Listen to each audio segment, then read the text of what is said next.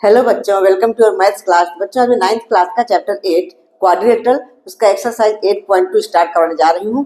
Exercise 8.1 complete हो चुकी है। तो एक्सरसाइज 8.2 स्टार्ट करने के पहले आप लोग मिड पॉइंट थ्योरम के बारे में जान लें, क्योंकि मिड पॉइंट थ्योरम को यूज करके ही सारे क्वेश्चन सॉल्व होंगे, सारे क्वेश्चन प्रूव हो पाएंगे। ठीक है, तो चलिए देखते हैं मिड पॉइंट थ्योरम होता क्या है। देखिए, से एक ट्रायंगल है, कोई एक ट्रायंगल ले लेते हैं, ट्रायंगल ABC मान लेते हैं, ट्रायंगल ABC है और AB का मिड पॉइंट D है और AC का मिड पॉइंट E है और DE को अगर ज्वाइन कर दिया जाए, मिड पॉइंट थ्योरम ये कहता है कि किसी भी ट्रायंगल की दो साइड्स के मिड पॉइंट को जोड़ने वाला लाइन सेगमेंट थर्ड साइड के पैरेलल होता है और थर्ड साइड का हाफ भी होता है। ठीक है बच्चों, तो बस मिड पॉइंट थ्योरम इतनी सी बात है।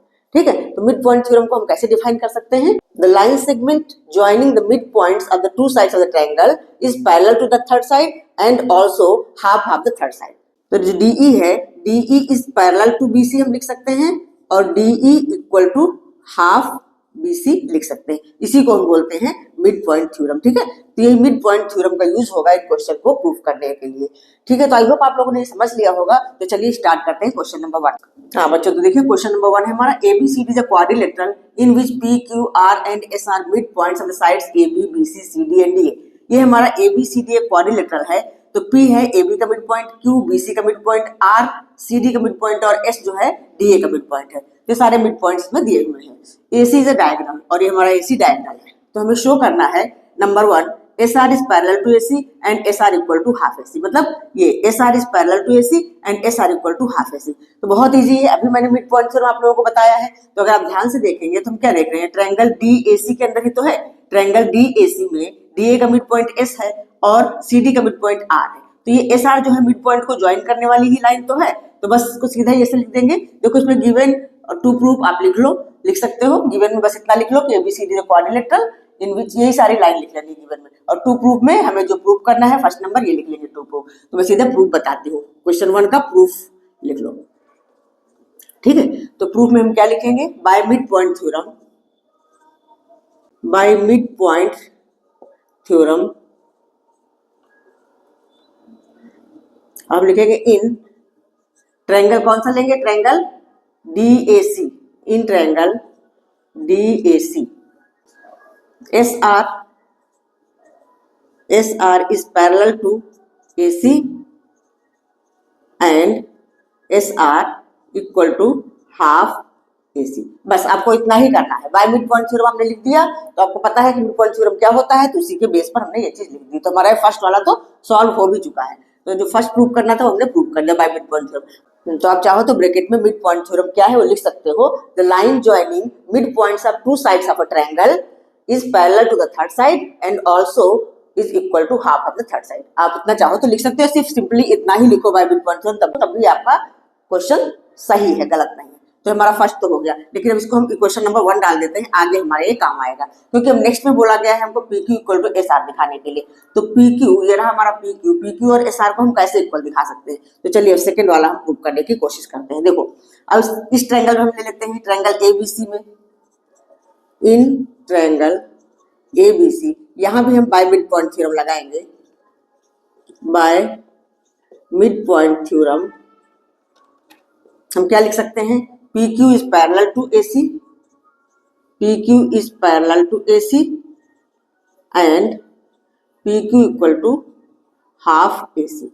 अभी हमें प्रूफ करना है ये PQ equal to SR। Second वाले में क्या प्रूफ करें, PQ इक्वल टू SR, लेकिन हमने ये लिख लिया। उसको इक्वेशन नंबर हम अगर 2 डाल दें तो अपना इक्वेशन 1 और 2 दोनों को देखते हैं तो हम क्या पाते हैं, SR जो है AC के पैरेलल है और SR equal to half AC है, PQ भी AC के पैरेलल है और PQ भी हाफ AC के इक्वल। इसका मतलब क्या है कि SR और PQ भी आपस में पैरेलल होंगे, क्योंकि ये दोनों SR भी AC के पैरेलल है, PQ भी AC के पैरेलल। तो इस तरह से हम लिखेंगे कि from 1 and 2, from 1 and 2 we get क्या, SR is parallel to PQ and SR equal to PQ।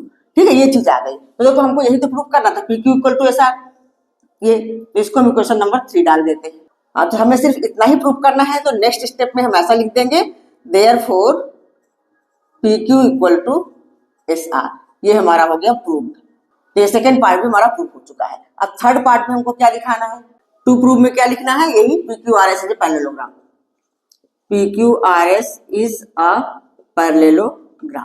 तो बिल्कुल सिंपल है। अब खाली हम अपना इक्वेशन 3 देखें, जो हमने इक्वेशन 3 में क्या दिखाया है कि SR is parallel to PQ and SR equal to PQ। तो देखो, तो पैरेललोग्राम में क्या होता है, दोनों पेयर हम अपोजिट साइड्स पैरेलल हो तो उसको हम पैरेललोग्राम कहते हैं। लेकिन अगर हमें ये ना पता हो कि दोनों पेयर पैरेलल है, ये पता हो कि सिर्फ एक पेयर पैरेलल भी है, इक्वल भी है, तो दूसरा पेयर अपने आप ही पैरेलल हो जाएगा। ठीक है, तो अगर हम किसी भी क्वाड्रिलेटरल का एक पेयर अपोजिट पेयर पैरेलल और इक्वल दोनों दिखा लें तो उस क्वाड्रिलेटरल को हम पैरेललोग्राम कह सकते हैं। तो यहाँ हम इक्वेशन 3 में क्या देख रहे हैं कि हमारा SR PQ के पैरेलल भी है और SR PQ के इक्वल भी है, तो बस हम वही लिख लेंगे। हाँ, तो अब हम यहाँ पे प्रूफ लिखते हैं इसका। हम लिखेंगे from equation 3 we get PQ is parallel to SR and PQ equal to SR। तो therefore PQRS is a parallelogram. ठीक है बच्चों, क्लियर हुआ, समझ आया? बहुत ही इजी क्वेश्चन है, बस एक मिड पॉइंट थ्योरम के ऊपर ही बेस्ड पूरा क्वेश्चन है। फर्स्ट पार्ट से लेके थर्ड पार्ट तक सारा मिड पॉइंट से ही हमारा हो गया। ठीक है, क्लियर हुआ? तो मिड पॉइंट थ्योरम बहुत इंपॉर्टेंट है, इसको याद करके रखना है। इसका स्टेटमेंट भी आप लोग याद करके रखिए और इसका मतलब क्या होता है, बस मेन चीज आपको ये समझनी है। ठीक है, तो ठीक है बच्चों, चलिए क्वेश्चन नंबर 2 कर लेते हैं। हाँ बच्चों, तो क्वेश्चन है ABCD is a rhombus and PQR and S are the midpoints of the sides AB, BC, CD and D respectively। ये हमारा जो ABCD एक rhombus है और PQRS इनकी साइड्स के मिड पॉइंट है। तो show that the quadrilateral PQRS is rectangle. अब हमें दिखाना है PQRS को एक रेक्टेंगल दिखाना है। ठीक है बच्चों, तो देखिए गिवन में क्या लिख लिया, ABCD इज a rhombus और to prove PQRS is rectangle.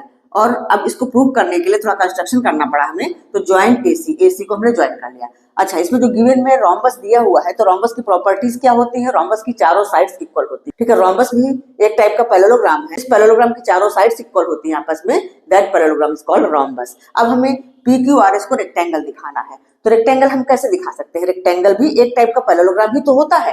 Rectangle के चारों एंगल 90 डिग्री के होते हैं, ठीक है, और अपोजिट साइड्स इक्वल होती हैं। लेकिन अब हमको अगर इसे रेक्टेंगल दिखाना है, PQRS को रेक्टेंगल दिखाना है, तो रेक्टेंगल की और क्या प्रॉपर्टी होती है, रेक्टेंगल के दोनों डायगोनल्स इक्वल होते हैं। तो इस PQRS के अगर दोनों डायगोनल्स हम इक्वल दिखा देंगे तो हम इसको बोल सकते हैं कि PQRS इज रेक्टेंगल। लेकिन सबसे पहले PQRS को हमें एक पैरेललोग्राम दिखाना होगा। ठीक है, तो पैरेललोग्राम कैसे दिखाएंगे, जैसे फर्स्ट क्वेश्चन में हमने पैरेललोग्राम दिखाया था, उसका प्रोसेस वही है। तो चलिए स्टार्ट करते हैं। अब हमारा ट्रायंगल ABC में क्या मिड पॉइंट थ्योरम से क्या हो जाएगा, PQ is parallel to AC and PQ is half AC। तो डायरेक्ट हम ऐसा लिख लेते हैं। तो in triangle ABC bye mid point theorem, mid point theorem. ठीक है, ज्यादा कुछ लिखने की जरूरत नहीं, सारा गिवन में तो हाई है, वो क्वेश्चन में दिया हुआ है, इसलिए सीधा डायरेक्ट हम लिखते बाय मिड पॉइंट थ्योरम। हम क्या लिख सकते हैं, PQ is parallel to AC and PQ equal to half AC। ठीक है, इसको इक्वेशन 1 डाल देते हैं। इसी तरह दूसरा ट्रायंगल ADC ले लेते हैं। In triangle ADC, in triangle ADC यहां भी हम लिख लेते हैं। इसमें क्या हो जाएगा, SR is parallel to AC and SR equal to half AC। ये हमारा इक्वेशन 2 हो गया। ये भी by the mid point theorem आप लिख सकते हैं ऊपर।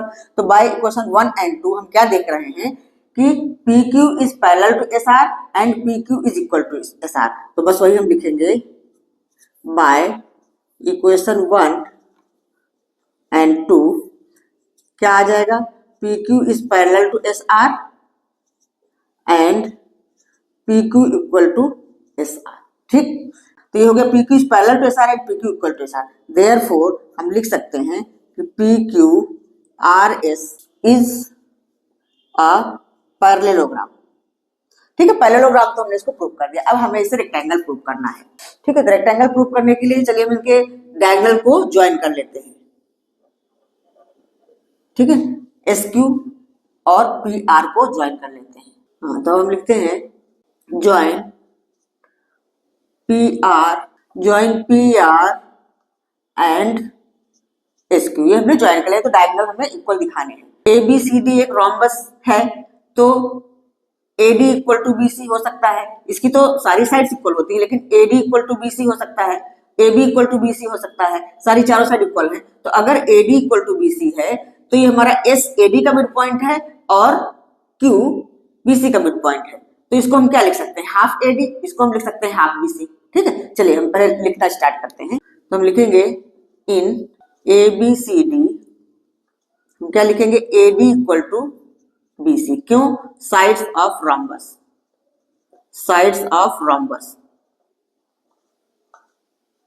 ठीक है, अच्छा जब ये AD इक्वल टू BC है तो जब इक्वलिटी का साइन होता है तो लेफ्ट साइड राइट साइड में कुछ भी हम कर सकते हैं, लेकिन दोनों में एक जैसा करना होगा, चाहे मल्टीप्लाई, चाहे डिवाइड, चाहे प्लस, चाहे माइनस।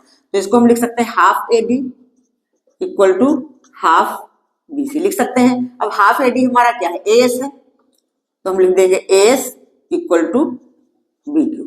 ठीक है, AS इक्वल टू BQ आगे हमारे पास, तो हम इसको डाल देते हैं equation number 3। But AS is parallel to BQ, है ना, AS is parallel to BQ, क्योंकि पूरा AD BC के पैरेलल है, रोम्बस है, तो पैरेलल तो होंगे ही, साइड्स बराबर भी है, पैरेलल भी है। AS is parallel to BQ क्यों है, क्योंकि ये हमारा AD का पार्ट है और ये BC का पार्ट है, AD और BC आपस में पैरेलल है। तो इसको हम इक्वेशन नंबर 4 डाल देते हैं, और इसका रीजन क्या है, AD is parallel to BC। ठीक है बच्चों, इतनी बात हुई। तो फ्रॉम 3 and 4 हम क्या पा रहे हैं कि ABQS इज अ पैरेललोग्राम, है ना, क्योंकि इक्वल भी है और पैरेलल भी है। तो हम लिखेंगे फ्रॉम 3 and 4 क्या, ABQS इज अ पैरेललोग्राम। ठीक है, इतनी बात क्लियर हुई। जब पैरेललोग्राम हो गया तो AB is parallel to SQ हो जाएगा। जब पूरा ABQS पैरेललोग्राम है तो AB is parallel to SQ and AB is equal to SQ हो जाएगा कि नहीं। Therefore AB is parallel to SQ and AB equal to SQ। ठीक है बच्चों, इतनी बात क्लियर हुई। अब हम इसको इक्वेशन डालते जाओ, उसमें कोई दिक्कत नहीं है। इसको हम इक्वेशन 5 डाल देंगे, ये हो गया। हाँ, सिमिलरली इसी तरह से इधर PBCR को भी हम एक पैरेललोग्राम प्रूव कर सकते हैं। अब इतना सारा लिखने की जरूरत नहीं है, हम ऐसा लिख लेंगे, similarly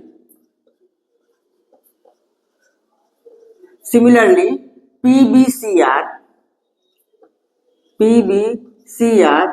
is also a parallelogram. ठीक है बच्चों, समझ में आया। जैसे हमारा ABQS पैरेललोग्राम हुआ है, उसी तरह हम PBCR को भी तो पैरेललोग्राम प्रूव कर सकते हैं। जब PBCR पैरेललोग्राम हो गया, सेम इसी तरह से करेंगे तो हमारा BC is parallel to PR and BC is equal to PR आ जाएगा।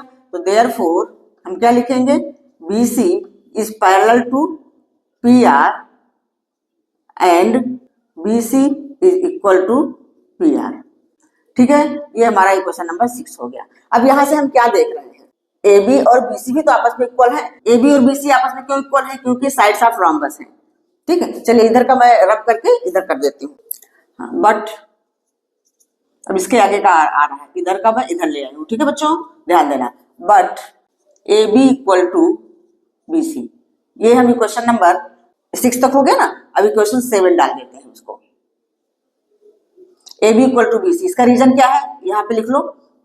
हाँ, तो इसका रीजन है साइड्स ऑफ रोम्बस, से सीधा आप गिवन लिख दो, क्योंकि हमने लिखा है ना ABCD इज रोम्बस। तो रोम्बस की प्रॉपर्टी है कि सारी साइड्स इक्वल होती है, जैसे साइड भी तो इक्वल होंगी, but AB equal to BC। अब अपना ये वाला पार्ट देखो, इतना यहाँ से AB equal to SQ, BC equal to PR and AB equal to BC। तो हम क्या देख रहे हैं, AB और BC आपस में इक्वल हैं, तो SQ और PR भी आपस में इक्वल होंगे। तो हम क्या लिखेंगे, फ्रॉम इक्वेशन 5, 6 एंड 7, इसलिए नंबर डालना जरूरी होता है। फ्रॉम इक्वेशन 5, 6 एंड 7 हम क्या पाते हैं, SQ इक्वल टू PR। ठीक है, SQ इक्वल टू PR। समझ में आ रही बात कैसे हुआ, SQ इक्वल टू PR। लेकिन अब अपना डायग्राम देखो, ये हमारे SQ और PR है क्या, ये PQRS पैरेललोग्राम के डायगोनल है। बट तो हम यहाँ पे लिखेंगे, but SQ and PR are diagonals of SQ and PR are diagonals of parallelogram PQRS, PQRS parallelogram के डायगोनल है। और जब किसी पैरेललोग्राम के डायगोनल इक्वल हो जाते हैं दैट मींस वो पैरेललोग्राम रेक्टेंगल बन जाता है। ठीक है, तो हम लिख सकते हैं therefore PQRS is a rectangle, hence proved. ये हमारा प्रूव हो चुका है, हेंस प्रूव्ड। ठीक है, क्लियर हुआ, समझ में आया। तो ये क्वेश्चंस थोड़ा लंबे हैं, बड़े हैं, लेकिन अगर आपको प्रॉपर्टीज पता है, पैरेललोग्राम की क्या प्रॉपर्टी होती है, रोम्बस की क्या प्रॉपर्टी होती है, मिड पॉइंट थ्योरम क्या है, तो ये सारे क्वेश्चंस आप सॉल्व कर सकते हो, इनको प्रूव कर सकते हो। तो आई होप आप लोगों को क्वेश्चन समझ में आए होंगे दोनों। अगर क्वेश्चन समझ में आए हैं, वीडियो अच्छा लगा है तो लाइक करिए और अपने फ्रेंड्स को भी शेयर किया कीजिए, तो वो भी इसका फायदा उठा सकें। सब लोग मिलजुल के पढ़िए। ठीक है बच्चों, तो मिलते हैं नेक्स्ट वीडियो में आगे के क्वेश्चन के साथ। तब तक के लिए बाय बाय।